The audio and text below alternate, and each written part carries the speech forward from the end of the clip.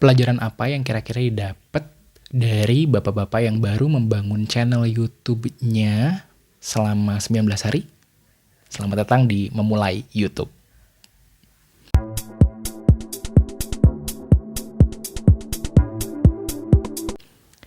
Oke, teman-teman, selamat datang. Bagi yang mungkin sudah menonton di episode yang lalu, selamat datang kembali. Tapi kalau misalnya mungkin kamu baru nonton di episode yang sekarang, salam kenal semuanya. Saya ini bapak-bapak berumur 32 tahun yang sekarang mencoba peruntungan dengan membuat channel YouTube. Dan sekarang masuk di usia 19 hari lah ya. Sebenarnya bikin channel YouTube-nya untuk nonton dulu mungkin tahun 2000 berapa ya?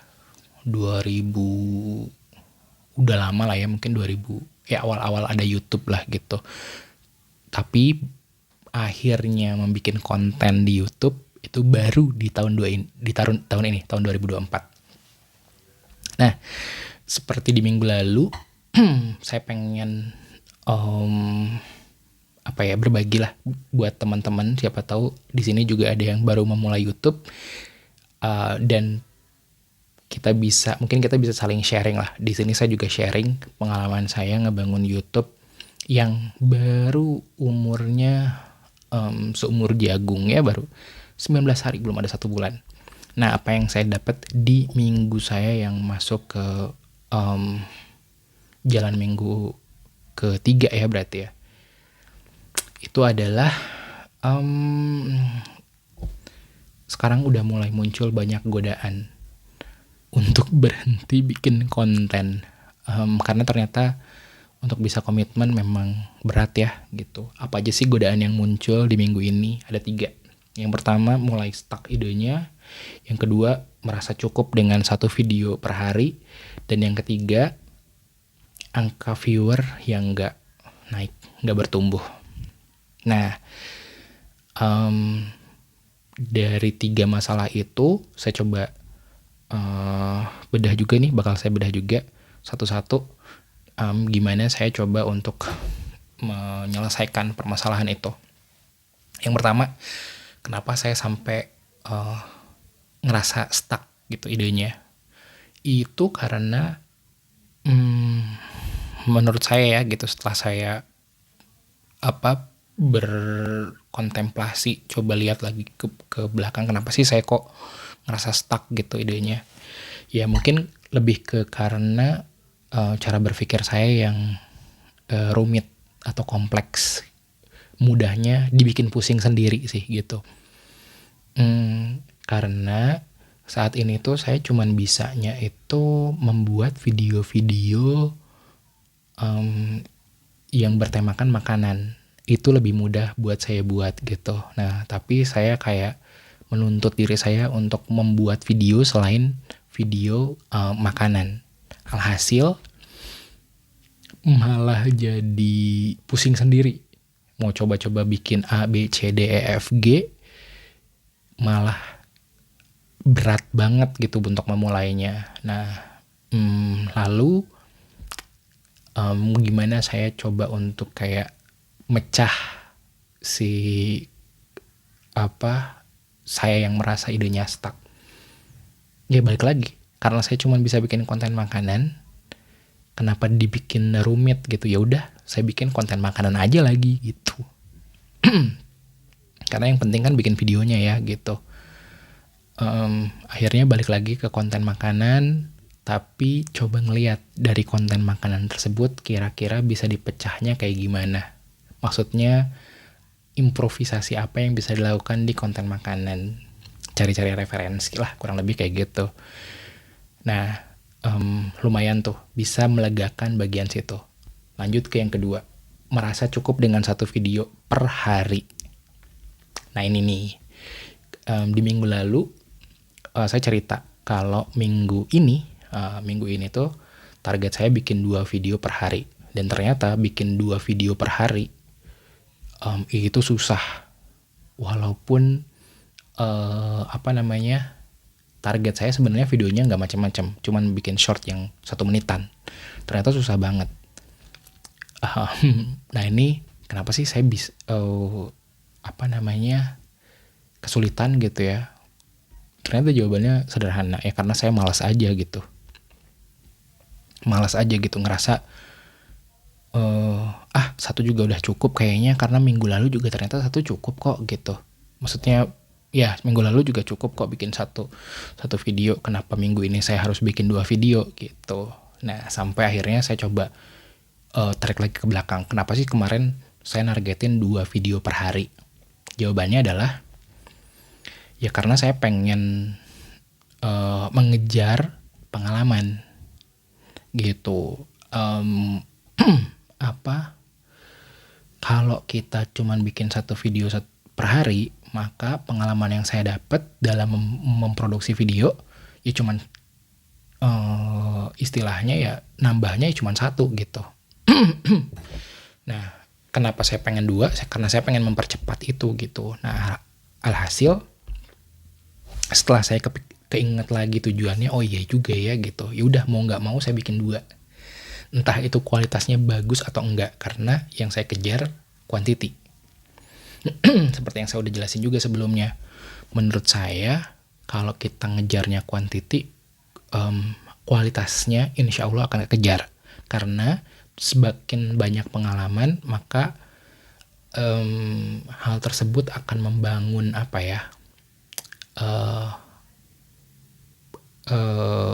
progres kita pun akan muncul sedikit demi sedikit lah gitu. Itu yang saya percaya. Ya wis, masalah yang kedua beres tuh. Kalaupun misalnya ya di yang masalah yang kedua ini ya, di 2 konten per hari, selain malas gitu ya, karena juga mungkin juga ada hal-hal yang lain juga ya gitu yang saya kerjain, jadi saya nggak bisa tuh untuk dapetin konten baru untuk saya bisa ngevideoin gitu tiap aktivitas saya. Toh juga saya bukan orang yang kehidupannya atau aktivitas dalam kesehariannya itu beda-beda, hampir keseringannya sih monoton ya gitu-gitu aja gitu. Nah disinilah fungsinya otak kita kan kalau kepepet malah justru lebih kreatif ya. Nah alhasil saya ngecek lagi dari file-file video pendek saya yang dulu sering saya buat lah, sering saya ambil, tujuannya untuk dokumentasi pribadi sebenarnya. Kayak misalnya saya lagi makan di mana, saya ngambil video 5 detikan gitu ya, tapi dari berbagai macam angle dan segala macam ya. Alhasil video-video yang dulu itu yang sebenarnya nggak tahu saya juga mau ngapain gitu ya, yang dulu saya cuma buat dokumentasi pribadi aja, saya coba jahit gitu. Saya coba jahit lagi, terus juga di situ saya juga coba improve, ngelihat dari referensi gitu ya. Diapain sih? Oh bisa ditambah lagu, oh bisa ditambah teks dan lain-lain gitu. Ya udah, jadi saya merius video-video saya yang footage saya gitu. Jadi nggak harus dari syutingan video yang baru. Yang ketiga, tadi kan masalahnya udah 2 tuh. Yang ketiga, angka viewer yang nggak bertumbuh, yang nggak naik. Nah ini mungkin juga kebiasaan konten creator baru kali ya. Begitu bisa ngelihat ke data, terus fokusnya tuh lebih ke ya memang bagus ya gitu ya, punya harapan buat viewernya terus bertumbuh, tapi kadang-kadang kita terlalu terpaku ke angka itu gitu, angka viewer. Padahal ya kalau kita lihat sendiri kan fungsinya dari data analytics itu kan sebenarnya untuk untuk mengevaluasi lah gitu, atau menilai pekerjaan kita. Nah, sampai saya dapat kesimpulan kenapa angka viewer saya segitu-gitu aja, ya karena berhubungan sama yang sebelumnya nih. Karena video yang saya buat masih sedikit, jadi eksperimen yang saya buat pun masih sedikit gitu. Dan dari satu video ke video yang lain pun sebenarnya apa yang saya lakukan nggak terlalu banyak perbedaan, sama-sama aja. Jadi ya kalau kita ngelihat dari situ, mungkin teman-teman juga pernah dengar kata-kata ini. Kalau kita nggak ngelakuin hal yang berbeda gitu ya, maka kita nggak bisa berharap untuk hasil yang berbeda gitu. Jadi kalau kita misalnya pengen punya hasil yang beda, otomatis dari sisi proses juga kita harus berbeda gitu. Nah itu, jadi dari situ juga berkaitan sama yang tadi yang kedua. Alhasil, yowis, angka viewer ini nggak naik, nggak usah jadi soal. Yang penting fokus ke gimana caranya kita bisa terus bikin video dengan lebih banyak gitu. Nanti baru tuh, kalau misalnya justru ada hal-hal yang anomali, misalnya ada satu video yang terlalu sedikit viewernya misalnya, atau terlalu banyak viewernya, nah itulah baru yang kita coba olah. Kenapa sih? Apakah dari sisi kontennya, atau dari sisi teknis-teknis yang lainnya gitu. Nah dari 3 hal tadi, yang saya dapat dari minggu ini adalah kalau kita sebagai seorang content creator pemula, maka dikitin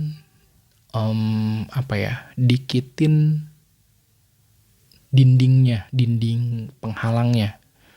Jangan terlalu banyak kita bikin rintangan sendiri yang ada di kepala kita sendiri. Gitu, buat sesederhana mungkin. Dan yang kedua, cari banyak referensi. Gitu. Kalau kita stuck, kita lihat video yang lain, lalu kita praktekkan ilmu ATM, amati, tiru, dan modifikasi. Nah ini juga yang dilakuin di akhir-akhir minggu saya. Jadi di hari Rabu kalau nggak salah, di hari Rabu atau hari Selasa gitu,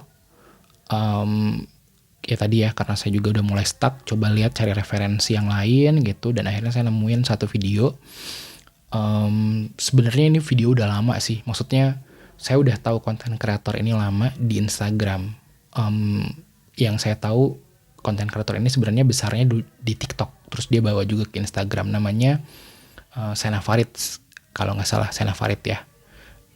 Video-videonya tuh menarik gitu, dia kuat di storytellingnya. Nah nanti mungkin saya juga akan bikin video terpisah nih tentang hal ini, gimana saya mencoba proses ATM ini di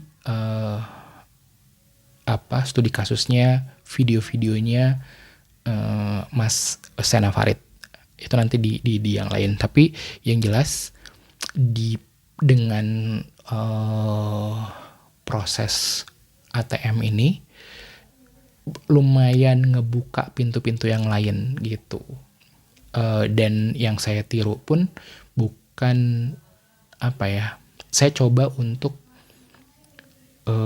sesederhana mungkin dari sisi produksi gitu, karena saya lihat bentuk video-videonya Mas Sena ini tuh dari sisi produksi nggak begitu sulit gitu ya, gitu. Karena saya juga nggak pengen kalau bikin video terbatasi oleh atau sayanya terkungkung sama fasilitas yang saya punya sekarang gitu.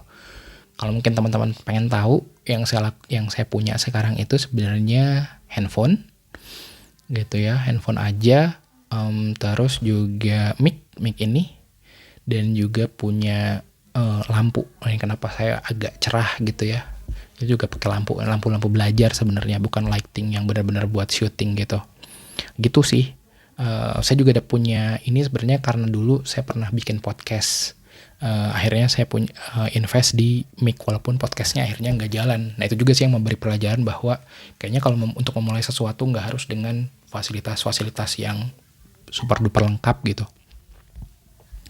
Cukup gunakan yang ada aja, karena semakin ribet kita sama masalah produksian, malah justru itu tadi video kita nggak makin banyak gitu. Jadi sekarang sih ya udah saya pakai yang ada aja. Jadi kalau saya lihat dari sisi itu produksinya nggak terlalu susah. Saya coba pakai itu karena beliau itu justru beratnya atau proporsi yang membuat videonya itu cukup keinget banget di pikiran karena storytellingnya yang bagus. Nah itu yang saya pelajari. Jadi saya justru saya memperbaiki di penulisan. Saya coba bikin video-video saya itu bercerita lah gitu, kurang lebih seperti itu gitu. Dan itu juga nggak sulit ternyata, bukan nggak sulit ya, lebih mudah untuk saya kontrol lah gitu. Dan yang terakhir mencoba untuk sedikit-sedikit belajar editing. Nah saya juga ngedit pakai InShot. Nama aplikasinya InShot. Saya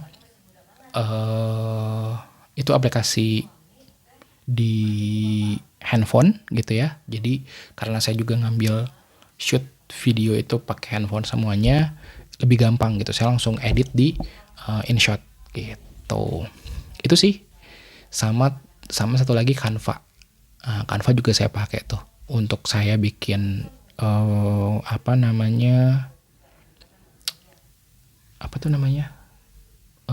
pokoknya thumbnail. Nah thumbnail saya bikin dari Canva gitu. Itu aja sih yang saya lakuin di minggu ini gitu. Nah nextnya minggu depannya saya mau ngapain? Tetap ya, kayaknya kalau untuk video akan tetap di 2 video per hari, belum akan nambah kuantitasnya, tapi saya bakal memperbanyak video panjangnya kayaknya gitu. Jadi bukan cuman short, video panjangnya juga saya mau lakuin. Yang belum kejalan dari minggu lalu adalah video panjang kuliner. Nah itu juga belum kejalan tuh. Nah pengennya di minggu depan semoga punya kesempatan untuk bisa bikin video panjang di kuliner, di makanan. Dan juga ada 2 sebenarnya topik yang udah kebayang di kepala yang bakal dibikin video panjang. Termasuk salah satunya adalah membedah karya dari point of view pemula lah, kayak saya gitu. Itu membedahnya videonya Mas Sena Farid gitu. Kalau misalnya penasaran, tungguin aja nanti videonya ya. Ya mungkin 2 itu sih yang bakal saya lakuin gitu. Jadi tetap memperbanyak dengan video panjang, terus juga nambah beberapa jenis konten lah ya gitu. Jadi jenis tema konten. Ada kemarin nemu kuliner terus-terusan. Nah sekarang kayaknya udah ada beberapa yang bisa saya garap.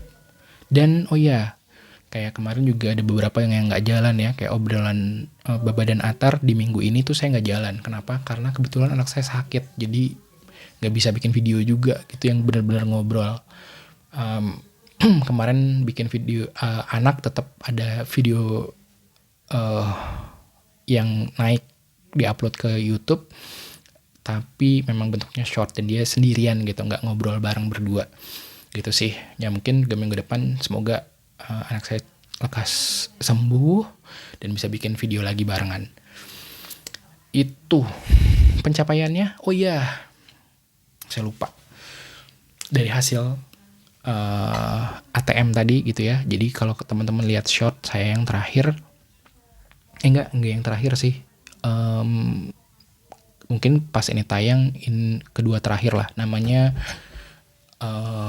judulnya saya lupa, tapi tentang gorengan di Sanggar Huripna itu hasil dari saya meng-ATM Mas Hena. Kalau punten kalau enggak apa ya,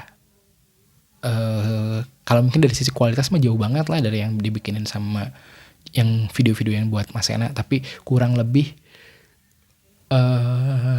apa ya namanya, dari sisi unsur-unsur minimalnya udah masuk ke video tersebut lah gitu, apa yang dia buat gitu.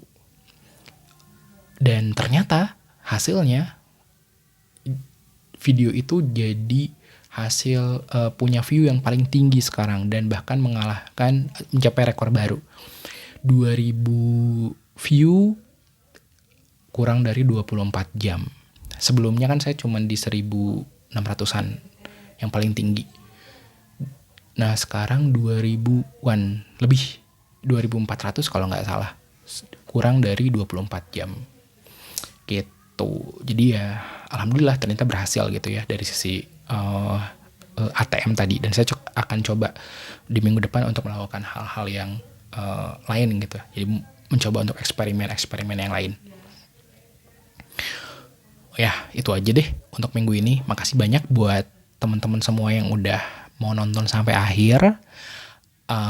Boleh banget kalau misalnya pengen apa ya, diskusi gitu mungkin, atau mungkin juga mau ngasih saran sama masukan ke saya juga, terima kasih banyak, monggo saya terima. Boleh tulis di kolom komen gitu ya. Dan kalau misalnya teman-teman mau bantu juga untuk pertumbuhan kanal YouTube saya, boleh subscribe juga gitu. Itu aja mungkin. Terima kasih banyak. Sehat selalu buat teman-teman semuanya, dan sampai jumpa. Assalamualaikum. Dadah.